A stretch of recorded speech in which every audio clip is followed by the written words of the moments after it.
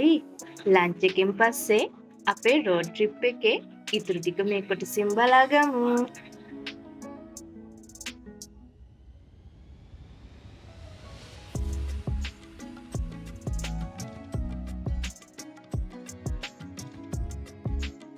දැන් නම් පරිසරය හොඳටම වෙනස් වෙලා කියලා අඩු පේනවා ඇති.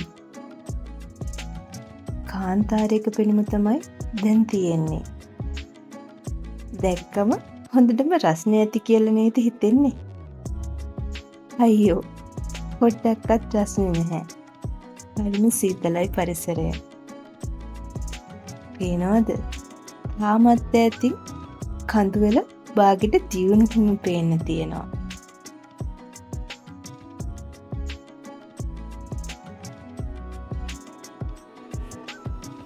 මේ පාරේ තියෙන අපූර්වත්වය කැමරාවෙන් බලනට නම් වඩා ගොඩාක් ලස්සනයි.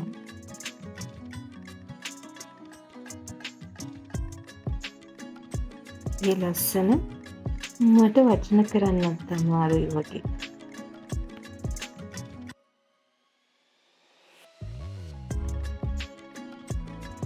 ලංකාවේ රෝඩ් ට්‍රිප් එකකින් ගන්න බැරි වෙනස්ම විදිහේ අත්දැකීමක් තමයි මේක. මේ භූෂණතාවය ලදක් වලටම ආවේනික වුණු එකක්. අපි දැන් ඉන්නේ නම් කිලා පාසල. හරියටම මෙන්න මෙතන.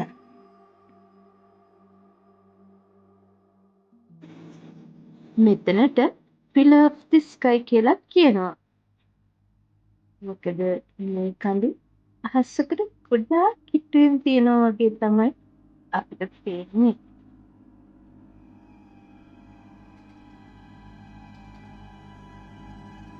මෙතන ඉන්න තියෙනට ගොඩක් සීතලයි. උණගත් හරිය තදයි. මෙතන නැවතිලා කල්පනා කරන්න නම් නියම තැන. මාරම නිදහසක් නිහඬකමක් තමයි දැනෙන්නේ.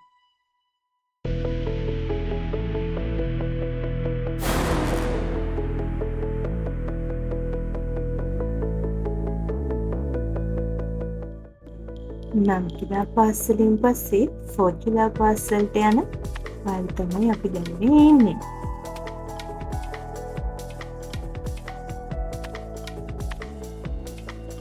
මේ තියෙන්නේ මුල්බෙක් කියන ගම්මානේ.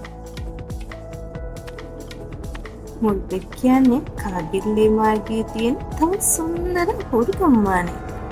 මේ ගම්මානේ ප්‍රසිද්ධ වෙලා තියෙන්නේ ගල් වලින් හදන ලද කොට පිළිමයක් නිසා.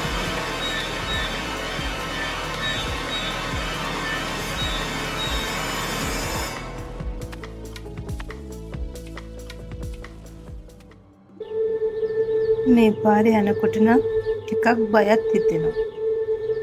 එක වංගුවක් ඉවර වෙනකොට තවත් වංගුවක්. තියෙන වේවිච්ච අපහැටි වැලිකඳ සහිත භූගෝලීය පිහිටීම ලඩාක් වලටම විශේෂ වෙච්ච පිහිටීමක්.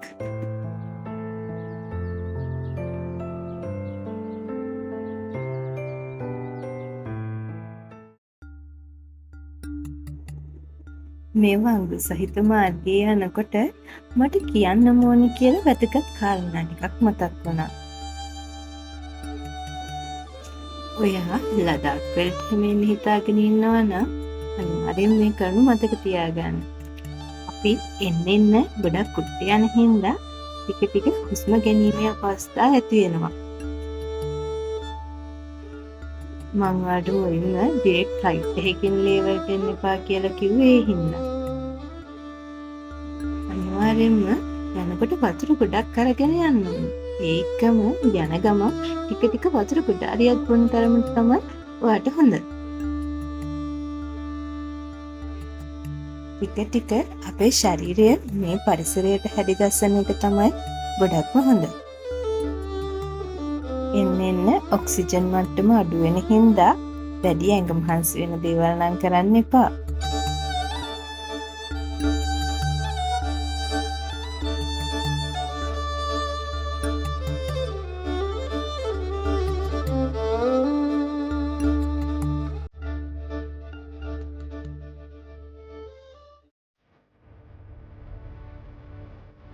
අපි දැන් ඉන්නේ ෆෝචුලා පාසල.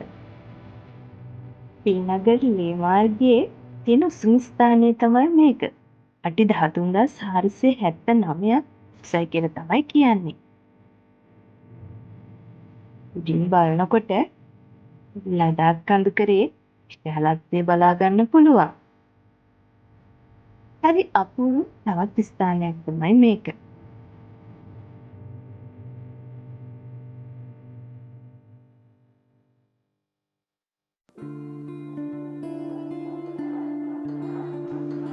අපි දැන් ඉන්නේ අපේ ගමනේ තවත් විශේෂම ස්ථානයක.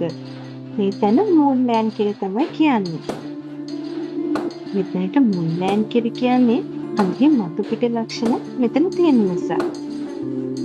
ඒ කියන්නේ වියලි, කැලලි, කහ පැහැති මඩ සහිත විකිරණ වුණු වැලිගල් මේ මතු පිට තියෙන හින්දා. විද්‍යාඥයන් කියන විදිහට නම් මෙතන අවුරුදු ගානකට කලින් වතුර තිබිලා තියෙනවා. කාලයත් එක්ක අවශ්‍ය ප්‍රමාණයට වැස්ස නොලැබීම, ඒ වගේම අධික හුළඟ, ඒ වගේම උෂ්ණත්වය වන කාරණා හින්දා මෙතන වතුර තිබිලා ගිහිල්ලා මේ වගේ භූමියක් බවට පරිවර්තනය වෙලා කියලා තමයි කියන්නේ. අවුරුදු ගානක් තිස්සේ මේ වෙච්ච වෙනස්කම් හින්දා දැන් ඉතුරු වෙලා තියෙන්නේ කහ පැහැති ඇලුමිනියම් මිශ්‍ර පස්කල් කියලා තමයි කියන්නේ. මේ භූමියේ තියෙන විශේෂත්වය හින්දා ගොඩක් ගවේෂකයන් පර්යේෂකයන් මෙතනට එනවා කියලා තමයි කියන්නේ.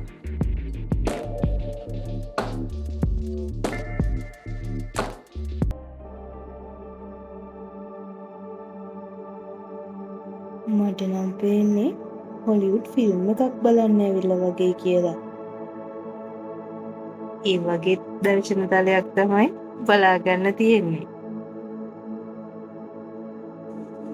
කඳු මැද්දෙන් යනකොට බය හිතුණට හරිම සුන්දර, හරිම අපූර්ව, හරිම වෙනස් අත්දැකීමක් මේක.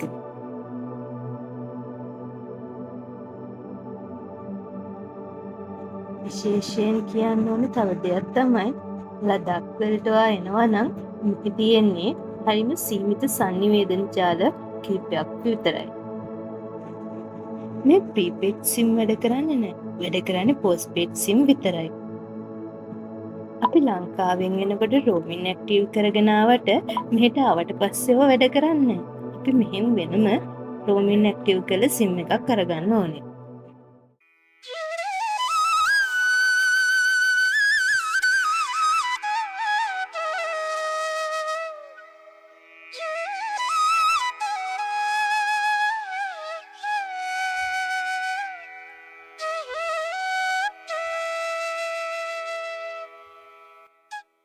ඔයා ලඩාක් සංචාරයට එන්න හිතාගෙන ඉන්නවා නම් ඔයාගේ අතේ වියදමට ප්‍රමාණවත් තරම් මුදල් රැගෙන ඉන්න ඔයා මතක කරන්න එපා. වැඩිපුර තියෙන රූරල් ඒරියාස්. එතකොට ඔයාට සල්ලි ගන්න හැමතැනම ATM නැහැ. හැබැයි ඔයාට GPay පහසුකම යටතේ මුදල් ගෙවීමේ කටයුතු කරන්න පුළුවන්. හැබැයි ලංකාවේ අපිට තාම GPay පහසුකම නැති හින්දා කැෂ් තියෙනවා නම් තමයි හොඳ.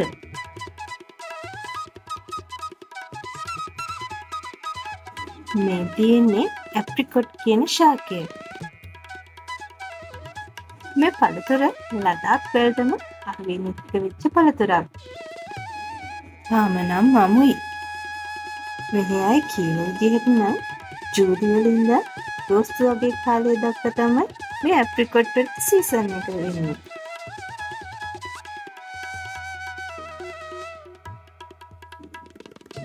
අපි දැන් ලඩාක් වල ප්‍රධාන නගරය වන ලේ වලට කෙමෙන් කෙමෙන් ලං වෙන ගමන් තමයි ඉන්නේ.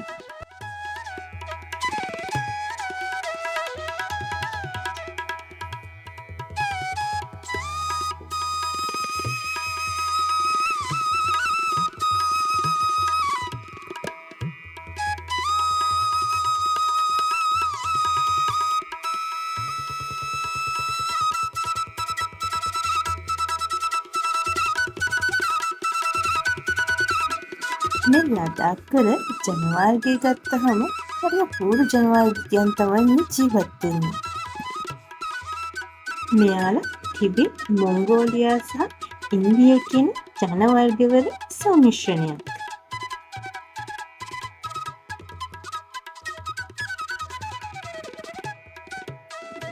මෙහි ජීවත් වෙන ගොඩක් අය බෞද්ධයන්. සමහර මුස්ලිම් සහ හින්දු ආගමිකයනුත් ජීවත් වෙනවා කියනවා.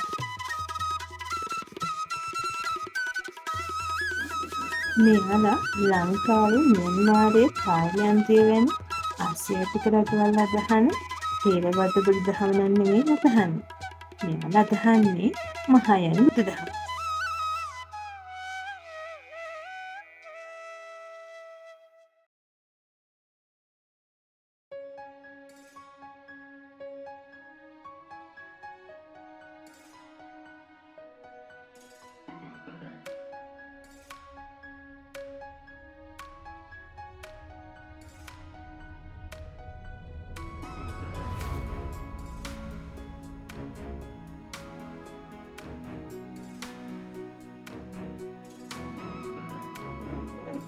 මග දිගට එනකොට මට හරි අපූරු දෙයක් බලාගෙන ආවා. මෙහි නිවාස ඉදිකිරි හරිම වෙනස් ආකාරයකට තමයි කරලා තියෙන්නේ. මෙහෙටම ආවේනික වෙච්ච විදිහකට තමයි මෙහි ගෙවල් හදලා තියෙන්නේ.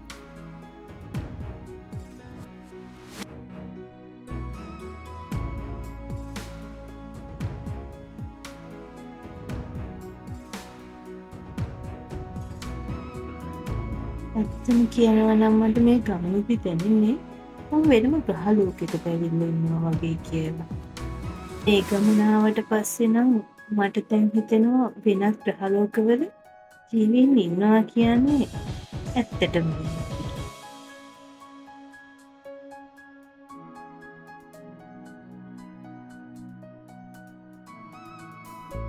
අද දවස පටන් අරගෙන කිලෝමීටර් 300 ගානක දුරක් ගෙවාගෙන වුණාට ඒ තරම් මහන්සියක් දැනෙන්නේ නැහැ. මොකද හරි අපූරුම ගමනක් තමයි අද නම් මේ යන්නේ. මේ ගමනේදී බ්‍රෝට නම් ස්තුති කරන්නම ඕනේ. මොකද මේ වගේ හරි අපූරු ගමනක් යන්න මේ විදිහට පාරවල් හදලා තියෙන එක ගැන. යාලා මේ විදිහට පාරවල් හදලා නැතිවුන් නැත්තම් අපි මේ වගේ ගමනක් යන්නද අද?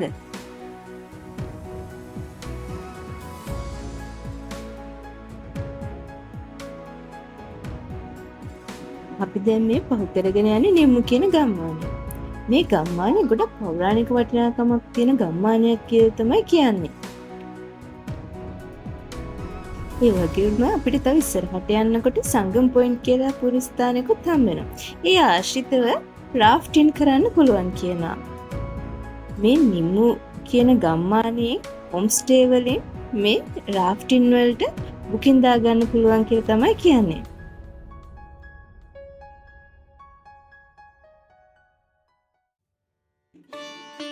රාෆ්ටින් කරන සීසන් එක මේ මාසෙන් ඉඳන් සැප්තැම්බර් මාසෙ වෙනකන්ලු. අනම් ඉන්දියන් රුපියල් 1000ක 2500ක වගේ ගානක කොස්ට් එකක් තමයි යනවා කියන්නේ.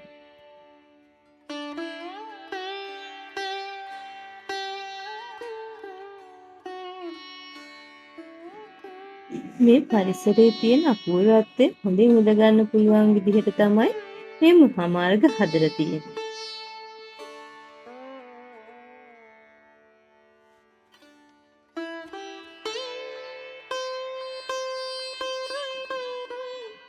තව ඉස්සරහට යනකොට අපිට මැග්නටික් හිල් කියලා තවත් විශ්මිත ස්ථානයක් හම්බ වෙනවා.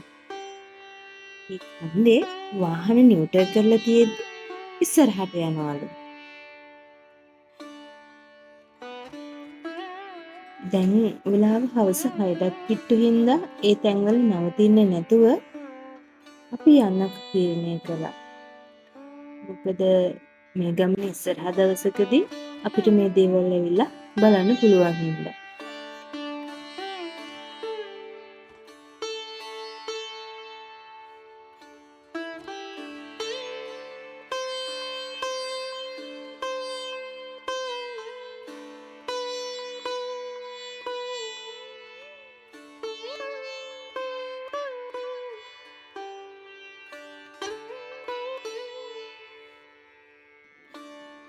කිලෝමීටර් 300 ගානක දිග දවසක් හින්දා හොටෙල් එකට ගිහිල්ලා රෙස්ට් කරන්න තිබුණා නම් දැන් නම් ගොඩක් හොඳයි වගේ.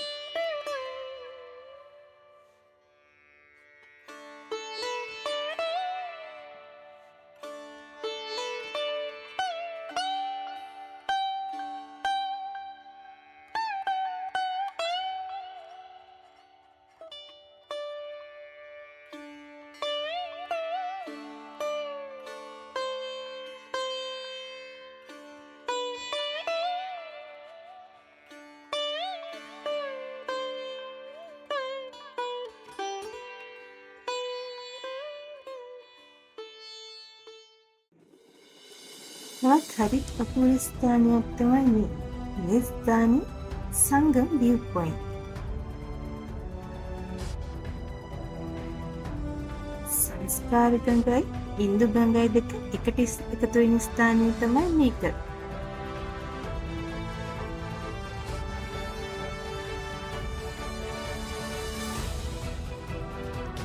මේ පාට කොළ පැහැදිලි වෙන්න තියෙන ඉන්දු ගංගායි. මේක සංස්කාර ගංගා. මේ දෙක එකතු වෙන හින්දා තමයි මෙතනට සංගම භූමිය කියලා කියන්නේ. මේ ගංගාවල් දෙක මෙතන එකතු වෙලා තවත් ඉස්සරහට ගලාගෙන යනකොට ඉන්දු ගංග විදිහට තමයි ගලාගෙන යන්නේ. ඔයාලා ලදාක් ගාවත් මේ හරිය අපූර්ව ස්ථානයක් බලන්න එන්න මතක් කරන්න එපා. අපි ඊගාව දවසේ කොහෙද ගියේ කියලා බලන්න ඊගාව කොටසෙන් එකතු වෙමු. එහෙනම් අපේ වීඩියෝ එකට ලයික් එකක් දාලා අපේ channel එක subscribe කරගෙන යන්න.